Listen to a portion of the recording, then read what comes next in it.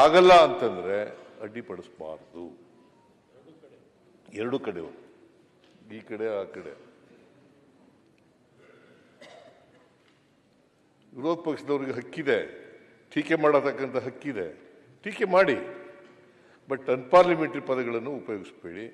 ಸಾಧ್ಯವಾದ ಮಟ್ಟಿಗೆ ಅಸತ್ಯವನ್ನ ಹೇಳ್ತಕ್ಕಂಥದ್ದನ್ನು ನಿಲ್ಲಿಸಿ ಅಷ್ಟೇ.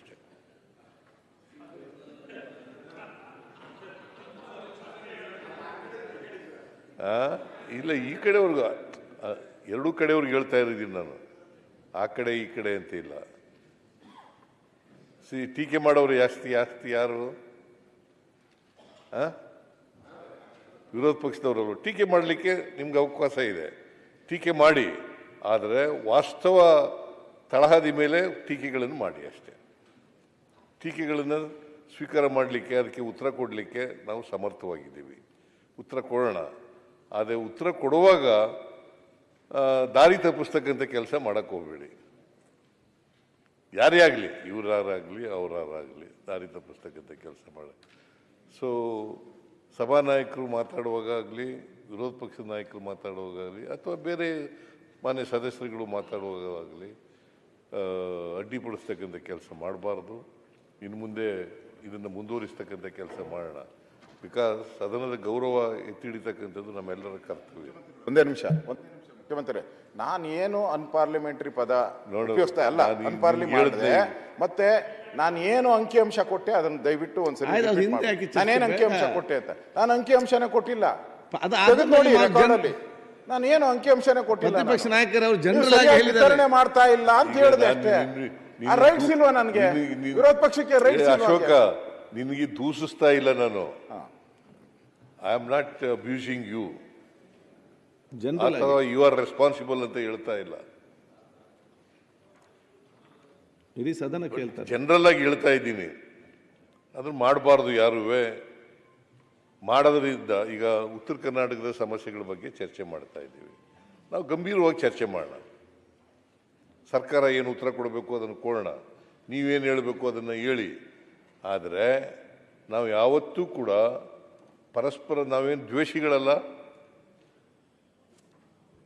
ನೀವು ವಿರೋಧ ಪಕ್ಷದಲ್ಲಿದ್ದೀರಿ, ನಾವು ರೂಲಿಂಗ್ ಪಾರ್ಟಿನಲ್ಲಿದ್ದೀವಿ. ನೀವು ಏನು ಹೇಳ್ತೀರಿ ಅದನ್ನು ಕೇಳಿ ಉತ್ತರ ಕೊಡ್ತಕ್ಕಂಥದ್ದು ನಮ್ಮ ಕರ್ತವ್ಯ.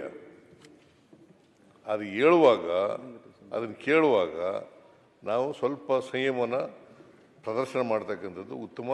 ಅನ್ಪಾರ್ಲಿಮೆಂಟ್ರಿನ ಬಳಸಬಾರ್ದು ಅಂತಕ್ಕಂಥದ್ದನ್ನು ಮಾಡಬೇಕು. ಆಗ ಚರ್ಚೆ ಗುಣಮಟ್ಟ ಎತ್ತರಕ್ಕೆ ಹೋಗಲಿಕ್ಕೆ ಸಾಧ್ಯ ಆಗ್ತದೆ. ಈ ಸದನದ ಗೌರವವನ್ನು ಕಾಪಾಡಲಿಕ್ಕೆ ಸಾಧ್ಯ ಆಗ್ತದೆ. ಅದನ್ನು ಇನ್ನು ಮುಂದೆ ಮಾಡ್ತಕ್ಕಂಥ ಕೆಲಸವನ್ನು ಮಾಡೋಣ.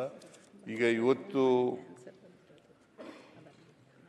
ಇನ್ನೊಂದು ಗಂಟೆ ಇದೆ, ಇನ್ನೊಂದು ಗಂಟೆಯಲ್ಲಿ ಮುಗಿಸೋದಾದ್ರೆ ಇವತ್ತು ಮುಗಿಸಿ, ಇಲ್ಲದೆ ಹೋದರೆ ಒಳಗಡೆ ಮಾತಾಡಿದ್ದು ನಾವು. ಇಲ್ಲದೆ ಹೋದರೆ ನಾಳೆ ಮುಂದುವರಿಸಿ ಬೇರೆ. ನಾನು ರಿಸ್ಟ್ರಿಕ್ಟ್ ಮಾಡಲ್ಲ, ಈಗಲೇ ಇವತ್ತೇ ಮುಗಿಸ್ಬೇಕು, ಒಂದು ಗಂಟೆಲೇ ಮುಗಿಸ್ಬೇಕು ಅಂತ ಮಾಡಲ್ಲ. ರಿಸ್ಟ್ರಿಕ್ಟ್ ಮಾಡಲ್ಲ. ನೋಡಿ, ಒಂದು ಗಂಟೆಲೇ ಮುಗಿಸಿ, ಅರ್ಧ ಗಂಟೆಲೇ ಮುಗಿಸಿ, 1.5 ಗಂಟೆ ಮುಗಿಸಿ, 2 ಗಂಟೆ ಮುಗಿಸಿ ಅಂತ ಹೇಳಕ್ ಹೋಗಲ್ಲ. ನೀವು ಮಾತಾಡೋದು ಇವತ್ತು ಮಾತಾಡಿ ಮುಗಿಸ್ತೀವಿ ಅನ್ನೋದಾದ್ರೆ ಮುಗಿಸಿ, ಇಲ್ಲ ಬೇರೆ ದಿನ ಮಾತಾಡೋದಾದ್ರೆ ನಾಳೆ ಮಾತಾಡ್ತೀವಿ. ಪ್ರತಿಪಕ್ಷ ನಾಯಕರು ಇವತ್ತು 6:30 ಮುಗಿಸ್ತೀರಾ? ಸೊ ಇಷ್ಟು ಮಾತ್ರ ಇಟ್ಕೊಳ್ಳೋಣ. ಮಾನ್ಯ ಎಲ್ಲ ಸದಸ್ಯರುಗಳಿಗೆ, ಮಂತ್ರಿಗಳಿಗೆ ನಾನು CLP ಸಭೆ ಮನವಿ ಮಾಡ್ತೀನಿ. ನಾವು ಅನಗತ್ಯವಾಗಿ ಇಂಟರ್ಫಿಯರ್ ಆಗೋದು ಬೇಕಾಗಿಲ್ಲ. ಈಲ್ಡ್ ಆಗಿ 1 ನಿಮಿಷ ಈಲ್ಡ್ ಆಗಿ ಅಂತ ಕೇಳಿ, ಅಥವಾ ನಿಮ್ಮ ಪರ್ಮಿಷನ್ ನೀವು ಕೊಟ್ಟರೆ ಮಾತಾಡೋಣ. ಹೌದು, ಓಕೆ.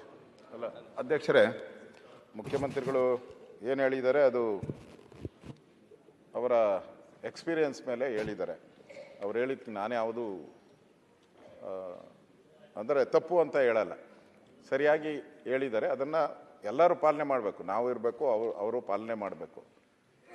ನಾನು ಇರೋದರಲ್ಲಿ ಭಾಳ ಸಮಯದಿಂದ ಮಾತಾಡಿದ್ದೀನಿ. ಇದುವರೆಗೂ ನಾನು ನನ್ನ 25-30 ವರ್ಷ ಅಧಿವೇಶನದಲ್ಲಿ ನಂದು ಯಾವುದನ್ನು ಕಡದಿಂದ ತೆಗೆದಾಕಿರೋದು ಯಾವುದೂ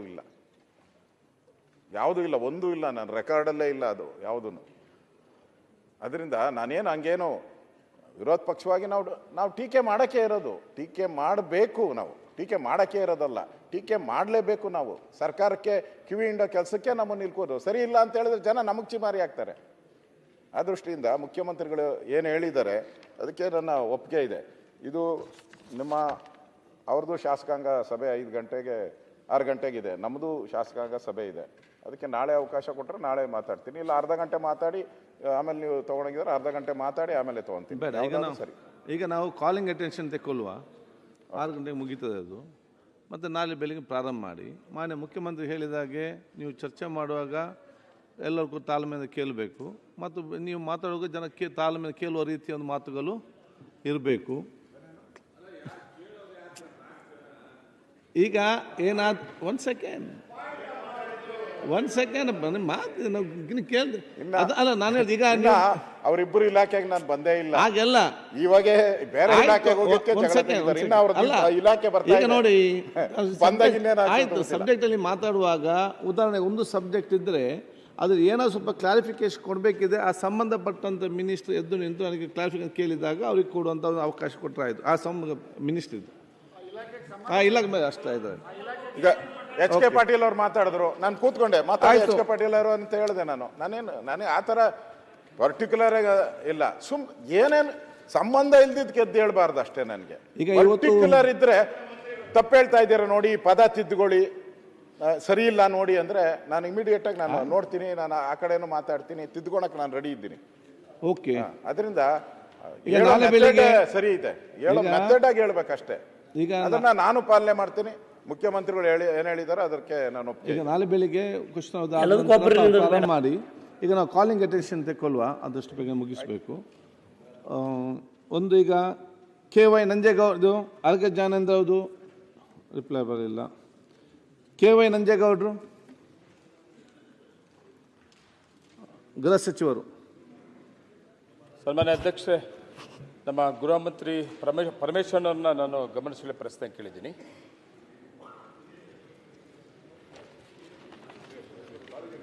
ಕೋಲಾರ ಜಿಲ್ಲೆಯ ಮಾಲೂರು ತಾಲೂಕು ಪೊಲೀಸ್ ಉಪವಿಭಾಗ.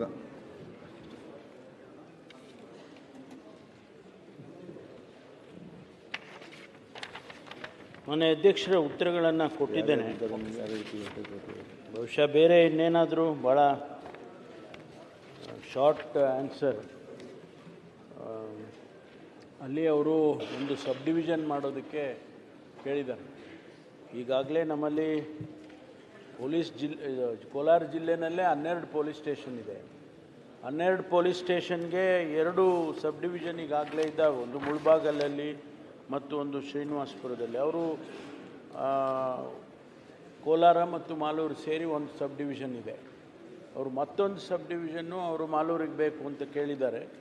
ಈಗಿನ ನಿಯಮದ ಪ್ರಕಾರ ಬರೋದಿಲ್ಲ, ಯಾಕೆಂದರೆ ನಾವು 12 ಪೊಲೀಸ್ ಸ್ಟೇಷನ್ಗೆ ಈಗಾಗಲೇ 2 ಸಬ್ ಡಿವಿಷನ್ ಇರೋದರಿಂದ ಅಲ್ಲಿ ಬರೋದೇ 6 ಪೊಲೀಸ್ ಸ್ಟೇಷನ್ನು ಒಂದೊಂದಕ್ಕೆ ಬರುತ್ತೆ. ಅದಕ್ಕೆ ಮತ್ತೊಂದು ಸಬ್ ಡಿವಿಷನ್ ಮಾಡೋಕ್ಕೆ ಬರೋದಿಲ್ಲ. ಆದರೆ ಮುಂದೆ ಬೇರೆ ರೀತಿಯಲ್ಲಿ ನಾವು ಅದನ್ನು ಪರಿಶೀಲನೆ ಮಾಡ್ತೇವೆ. ಯಾಕೆ ಅಂತ ಹೇಳಿದರೆ, ಒಂದು ವೇಳೆ ಇನ್ನೂ 4 ಪೊಲೀಸ್ ಸ್ಟೇಷನ್ ಅವರು ಕೇಳಿದ್ದಾರೆ, ಪೊಲೀಸ್ ಸ್ಟೇಷನ್ ಕೊಡಬೇಕು ಅಂತ ಕೂಡ ಆ ಜಿಲ್ಲೆಯಲ್ಲಿ ಡಿಮ್ಯಾಂಡ್ ಇದೆ. ಒಂದು ವೇಳೆ ಆ ಪೊಲೀಸ್ ಸ್ಟೇಷನ್ ಮಂಜೂರಾತಿ ಆದರೆ ಆಗ ಮತ್ತೊಂದು ಸಬ್ ಡಿವಿಷನ್ ಮಾಡೋದಕ್ಕೆ ಅವಕಾಶ ಇದೆ. ಆ ಸಂದರ್ಭದಲ್ಲಿ ಪರಿಶೀಲನೆ ಮಾಡಬೇಕು. ಅಧ್ಯಕ್ಷರೇ, ನಮ್ಮ ಪರಮೇಶ್ವರನವರು ಉತ್ತರ ಕೊಟ್ಟಿದ್ದಾರೆ, ಹೇಳಿದ್ದಾರೆ. ಈಗಾಗಲೇ ಸರ್ಕಾರಕ್ಕೆ ಒಂದು ಪ್ರಸ್ತಾವನೆ ಬಂದಿದೆ. ಕರ್ನಾಟಕ ರಾಜ್ಯ ಬೆಂಗಳೂರವರ ಇದ್ರ ಕಡೆಯಿಂದ ನಮ್ಮ ಕೋಲಾರ ಜಿಲ್ಲಾ ಪೊಲೀಸ್ ವರಿಷ್ಠಾಧಿಕಾರಿಗಳು ಮತ್ತು ಎಲ್ಲ ಇಲಾಖೆ ಅಧಿಕಾರಿಗಳು ಕೂಡ ಒಂದು ಸರ್ಕಾರಕ್ಕೆ ಪ್ರಸ್ತಾವನೆ ಈಗಾಗಲೇ ಬಂದಿದೆ ಅಧ್ಯಕ್ಷರೇ, ಇಲ್ಲಿ ಅವಶ್ಯಕತೆ ಇದೆ ಅಂತ. ಅಧ್ಯಕ್ಷರೇ, ಮಾಲೂರು ಏನಾಗಿದೆ, ಈಗ ದೊಡ್ಡ ಬೆಂಗಳೂರು ಪಕ್ಕದಲ್ಲಿ ತುಂಬ ಹತ್ತಿರವಾಗಿದೆ, ಸುಮಾರು 20-25 ಕಿಲೋಮೀಟ್ರಲ್ಲಿ. ಅಲ್ಲಿ ದೊಡ್ಡ ಇಂಡಸ್ಟ್ರೀಸ್ ಎಲ್ಲ ಬಂದಿದೆ.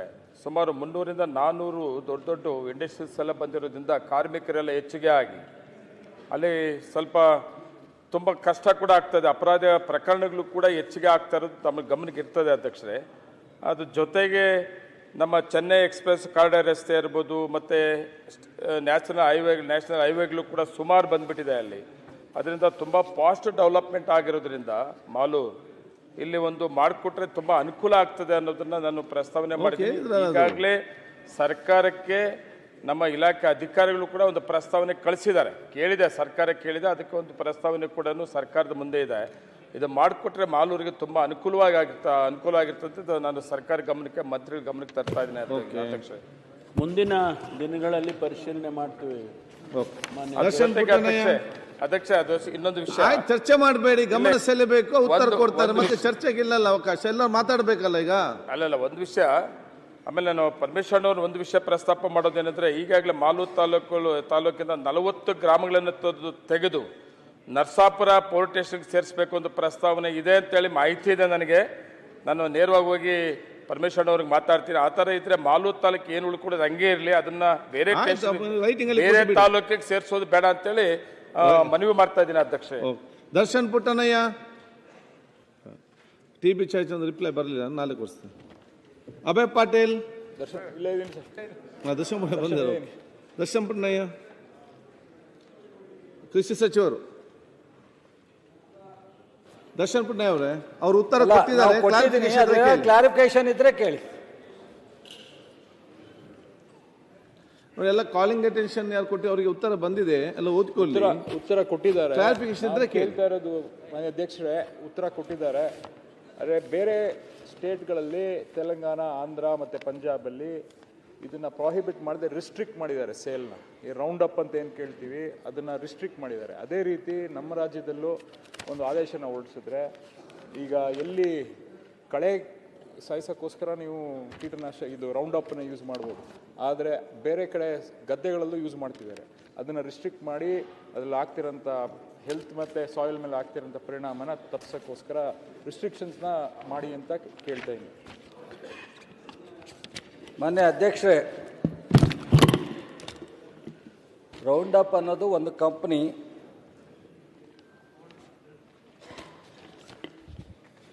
ಏನು ಗ್ಲೋಫೋಸೇಟ್ ಆರ್ಗೋನು ಇದನ್ನು ಕಳೆ ನಾಶಕ್ಕೆ ಉಪಯೋಗಿಸ್ತಕ್ಕಂಥದ್ದು ಈ ಟೀ ಪ್ಲ್ಯಾಂಟ್ ಏರಿಯಾದಲ್ಲಿ ಮತ್ತು ರಸ್ತೆ ಬದಿನಲ್ಲಿ ದೊಡ್ಡದಾಗಿ ಕಳೆ ಬರುತ್ತಲ್ಲ, ಅದನ್ನು ನಾಶ ಮಾಡಲಿಕ್ಕೋಸ್ಕರ ಉಪಯೋಗಿಸೋದು. ಬೇರೆ ಎಲ್ಲ ಕ್ರಾಪ್ಗಳ ಮಧ್ಯದಲ್ಲಿ ಆಗ್ತಕ್ಕಂಥ ಕಳೆನ ನಾಶ ಮಾಡಲಿಕ್ಕೆ ಉಪಯೋಗಿಸಿದ್ರೆ ತೊಂದರೆ ಆಗುತ್ತೆ, ಅದರಿಂದ ಬೇರೆ ಅನಾಹುತ ಆಗುತ್ತೆ ಅನ್ನೋ ಕಾರಣಕ್ಕೋಸ್ಕರ ರಿಸ್ಟ್ರಿಕ್ಟ್ ಮಾಡಿದ್ದೀವಿ. ರಿಸ್ಟ್ರಿಕ್ಟ್ ಮಾಡಿದ್ದೀವಿ. ಪೂರ್ತಿ ಬ್ಯಾನ್ ಮಾಡಬೇಕು ಅಂತ ಏನು ಕೇಳಿದಿರಿ, ಪೂರ್ತಿ ಬ್ಯಾನ್ ಮಾಡ್ತಕ್ಕಂಥದ್ದು ಕೇಂದ್ರ ಸರ್ಕಾರ ಮಾಡಬೇಕು. ಮತ್ತು ಈ ಕಂಪನಿಯವರು ಕೋರ್ಟ್ಗೆ ಹೋಗಿರೋದ್ರಿಂದ ಕೋರ್ಟಲ್ಲೂ ಕೇಸ್ ನಡೀತಾ ಇದೆ, ಅದು ಡೀಟೇಲ್ ಕೊಡ್ತೀವಿ.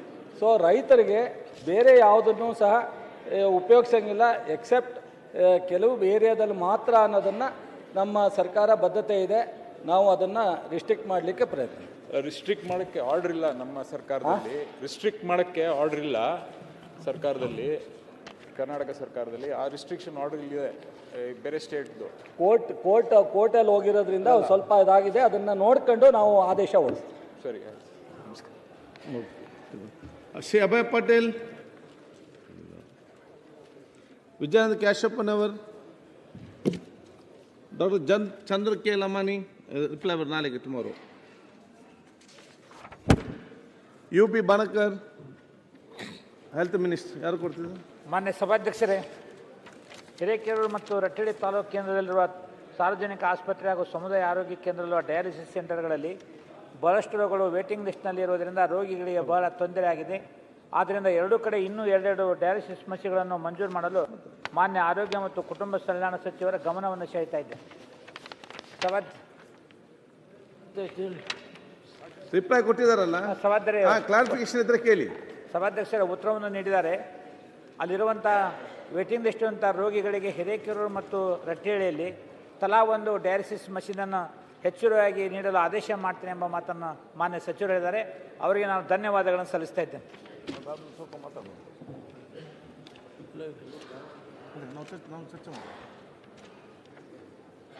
ಮನೆ ಅಧ್ಯಕ್ಷರು, ಈಗಾಗಲೇ ಆರೋಗ್ಯ ಸಚಿವರ ಪರವಾಗಿ ಉತ್ತರವನ್ನು ಕೊಟ್ಟಿದ್ದೇನೆ.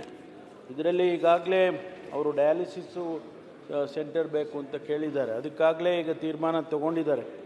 ಮುಂದಿನ ದಿನದಲ್ಲಿ ಹೆಚ್ಚು ಡಯಾಲಿಸಿಸ್ ರೋಗಿಗಳು ಕಂಡು ಬಂದರೆ ಅದಕ್ಕೆ ಮತ್ತೊಂದು ಫೆಸಿಲಿಟೀಸನ್ನು ಅದಕ್ಕೆ ಎಕ್ಸ್ಟೆಂಡ್ ಮಾಡ್ತೀವಿ ಅಂತೇಳಿ ಈಗಾಗಲೇ ತೀರ್ಮಾನ ತಗೊಂಡಿದ್ದೇವೆ. ಆದ್ದರಿಂದ ಮಾನ್ಯ ಸದಸ್ಯರು ಏನು ಕೇಳಿದ್ದಾರೆ ಅದಕ್ಕೆ ಉತ್ತರ ಕೊಟ್ಟಿದ್ದೀವಿ. ಸಭಾಧ್ಯಕ್ಷರು ಈಗಾಗಲೇ ಅವರು ಹೇಳಿದ್ದಾರೆ, ಒಂದೊಂದು ಡಯಾಲಿಸಿಸ್ ಮಿಷಿನನ್ನು ಮಂಜೂರು ಮಾಡಿದೆ ಅಂತಂದು ಧನ್ಯವಾದಗಳು ಸರ್. ಓಕೆ, ರವಿಕುಮಾರ್ ಗೌಡ. ಅಧ್ಯಕ್ಷ, ನನಗೆ ಇನ್ನೂ ಉತ್ತರ ಕೊಟ್ಟಿಲ್ಲ. ಉತ್ತರ ಬರಲಿಲ್ಲ ಅವರೇ?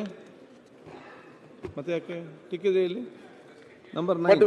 ಪ್ರಶ್ನೆ ಗೊತ್ತಿದೆ, ನಾನು ಕೇಳ್ತೀನಿ ಅಧ್ಯಕ್ಷರೇ. ಇಲ್ಲಿ ಉತ್ತರ ಇಲ್ಲಿದೆ ಅಲ್ಲ? ಅಲ್ಲ, ನನಗೆ ಪ್ರಶ್ನೆ ಗೊತ್ತಿದೆ, ಕೇಳ್ತೀನಿ, ಬಟ್ ನನಗೆ ಉತ್ತರ ಕೊಟ್ಟಿಲ್ಲ. ಯಾರು ಉತ್ತರ ಕೊಡಲಿಲ್ಲ? ಅವ್ರು ತಂದು ಕೊಟ್ಟಿಲ್ಲ. ಯಾಕೆ ಕೊಡಲಿಲ್ಲ? ಅಲ್ಲಿ ಎಲ್ಲಿ ತಗೊಂಡು ಹೋಗಿ ಇಲ್ಲಿ ಕೊಡಿ. ಇಲ್ಲ, ಅದು ನಾಳೆ ಬರ್ತದೆ. ಮಾನ್ಯ ಅಧ್ಯಕ್ಷರೇ, ಉತ್ತರ ಬೇಕಾದ್ರೆ ಹೇಳ್ತೇನೆ. ಇಲ್ಲ ಅದೇ ಕಾಪಿ ಒಂದು ಹೋಗ್ಲಿ ಅವ್ರಿಗೆ, ಅವ್ರಿಗೆ ಒಂದು ಬೇಕಲ್ಲ ಒಂದು. ಯಾರು ಕೊಡಿ, ಎಲ್ಲ ಯಾಕೆ ಕೊಡಲಿಲ್ಲ? ಎಲ್ಲ ಸದಸ್ಯರು ಕೊಡಿ. ಉತ್ತರ ಕೊಟ್ಟ ಕ್ಲಾರಿಫಿಕೇಶನ್ ಅಂತ ಕೇಳಿ.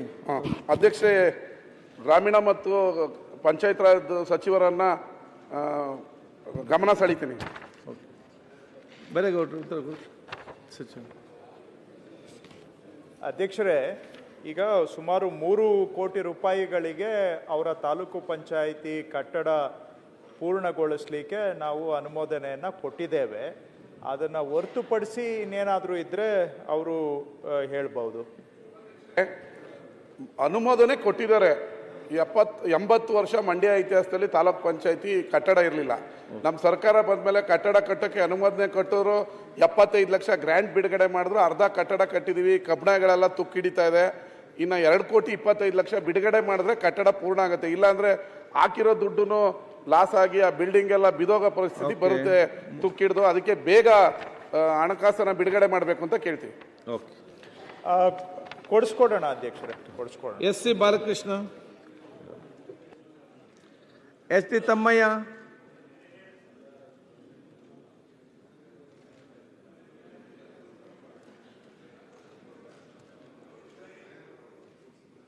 ಎಸ್ ಟಿ ತಮ್ಮಯ್ಯ ಅವರು. ಮಾನ್ಯ ಅಧ್ಯಕ್ಷರೇ, ಗೃಹ ಸಚಿವರು ಉತ್ತರ ಕೊಟ್ಟಿದ್ದಾರೆ, ಕ್ಲಾರಿಫಿಕೇಶನ್ ಅಂತ ಕೇಳಿ. ಮಾನ್ಯ ಸಚಿವರು ಉತ್ತರವನ್ನ ಸಮರ್ಪಕವಾಗಿ ಕೊಟ್ಟಿದ್ದಾರೆ. ಓದಿದ್ದೀರಾ?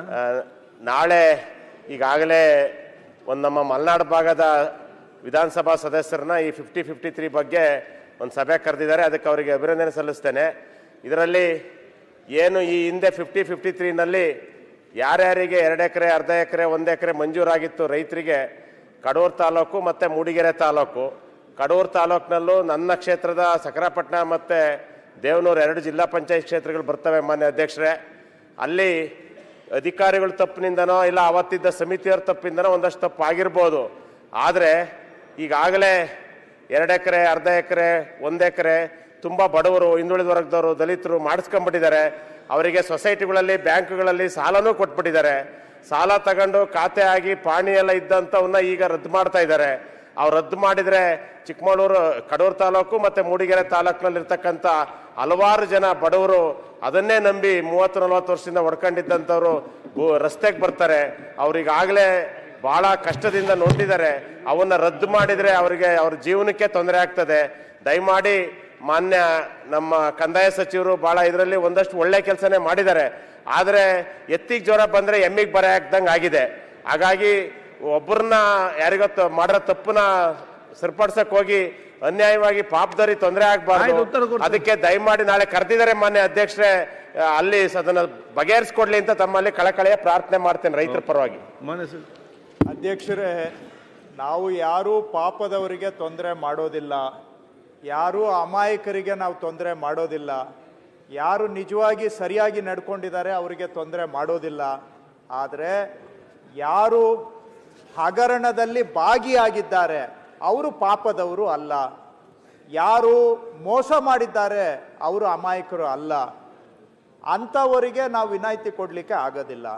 ಅವರು ಮೋಸದಲ್ಲಿ ಭಾಗಿಯಾಗಿ ಭೂಮಿ ಲೂಟಿ ಹೊಡೆಯುವ ಹಗರಣದಲ್ಲಿ ಇವರೂ ಶಾಮೀಲಾದ ಮೇಲೆ ನನ್ನ ದೃಷ್ಟಿಯಲ್ಲಿ ಅವರು ಅಮಾಯಕರು ಅಲ್ಲ. ನನ್ನ ದೃಷ್ಟಿಯಲ್ಲಿ ಇದರಲ್ಲಿ ನನ್ನ ಉಲ್ಲೇಖದಲ್ಲಿ ಏನಾದರೂ ಅರ್ಥೈಸಿಕೆಯಲ್ಲಿ ತಪ್ಪಿದ್ರೆ ನಾನು ಕ್ಷಮೆ ಕೇಳ್ತೇನೆ. ಆದರೆ ಅಧ್ಯಕ್ಷರೇ, ತಮ್ಗೆ ಹೇಳ್ಬಿಡ್ತೇನೆ, ಅರ್ಜಿನೇ ಕೊಟ್ಟಿಲ್ಲ ಅವ್ರಿಗೆ ಜಮೀನು ಮಂಜೂರಾಗಿದೆ. ಅವರು ಸಾಗುವಳಿದಾರರೇ ಅಲ್ಲ, ಅವ್ರಿಗೆ ಜಮೀನು ಮಂಜೂರಾಗಿದೆ. ಫಾರೆಸ್ಟ್ ಜಾಗದಲ್ಲಿ ಜಾಗ ಮಂಜೂರಾಗಿದೆ. ತುಮಕೂರು ಜಿಲ್ಲೆವರೆಗೆ ತಗೊಂಡು ಬಂದು ಚಿಕ್ಕಮಗಳೂರು ಜಿಲ್ಲೆಯಲ್ಲಿ ಮಂಜೂರು ಮಾಡಿದ್ದಾರೆ. ಒಬ್ಬೊಬ್ಬರಿಗೆ ಅದು ಭೂಮಿ ಇದೆ ಅವ್ರಿಗೆ ಮಂಜೂರು ಮಾಡಿದ್ದಾರೆ. ಇಂಥವ್ರಿಗೆ ಈಗ ಅದರಲ್ಲಿ ನಾನು ಸುಮಾರು 24 ಅಧಿಕಾರಿಗಳ ವಿರುದ್ಧ ದೋಷಾರೋಪ ಪಟ್ಟಿಯನ್ನು ಜಾರಿ ಮಾಡಿದ್ದೇನೆ. ಅಧಿಕಾರಿಗಳಿಗೆ ಒಂದು ಕಾನೂನು, ಅವ್ರ ಜೊತೆ ಶಾಮೀಲಾದವರಿಗೆ ಇನ್ನೊಂದು ಕಾನೂನು ಅಂತ ನಾನು ಹೇಳಲಿಕ್ಕೆ ಆಗೋದಿಲ್ಲ. ಆ ರೀತಿ ಹೇಳಿದರೆ ನಂದು ಎಲ್ಲನೂ ಕೂಡ ಗಾಳಿಗೆ ಹೋಗುತ್ತೆ. ಹಾಗಾಗಿ ಅಮಾಯಕರಿಗೆ ನಾವು ಪರ ಇದ್ದೇವೆ, ತಪ್ಪು ಮಾಡದೇ ಇರೋರಿಗೆ ನಾವು ಪರ ಇದ್ದೇವೆ, ನ್ಯಾಯಯುತವಾಗಿ ನಡ್ಕೊಂಡವರ ಪರವಾಗಿ ನಾವು ಹೋರಾಟ ಮಾಡ್ತೇವೆ. ಆದರೆ ಅಕ್ರಮವಾಗಿ ಅಧಿಕಾರಿಗಳ ಜೊತೆ ಶಾಮೀಲಾಗಿ ಭೂಮಿ ಲೂಟಿ ಮಾಡುವಂಥ ಪ್ರಕರಣದ ವಿಷಯದಲ್ಲಿ ನಮ್ಮದು ಸ್ವಲ್ಪ ಅಷ್ಟು ಉದಾರತನ ಬಹುಶಃ ನನಗೆ ಇಲ್ಲ ಅಂತ ನಾನು ಅನ್ಕೊಳ್ಬಹುದು. ಆದರೆ ಅಕ್ರಮದಲ್ಲಿ ಭಾಗಿಯಾಗಿ ಭೂಮಿ ಲೂಟಿ ಮಾಡುವಂಥದ್ರಲ್ಲಿ ನಾವು ಅಷ್ಟು ಉದಾರ ಆಗಲಿಕ್ಕೆ ಕಷ್ಟ ಆಗುತ್ತೆ ಸಭಾಧ್ಯಕ್ಷರೇ. ಅದಕ್ಕೂ ಮೀರಿ ತಮಗೆ ಹೇಳೋದಾದ್ರೆ ಈ ರೀತಿ ಏನು ಅರ್ಧ ಎಕರೆ 1 ಎಕರೆ ಅಲ್ಲ, ಕ್ಲಿಕ್ ಮಾಡಿ.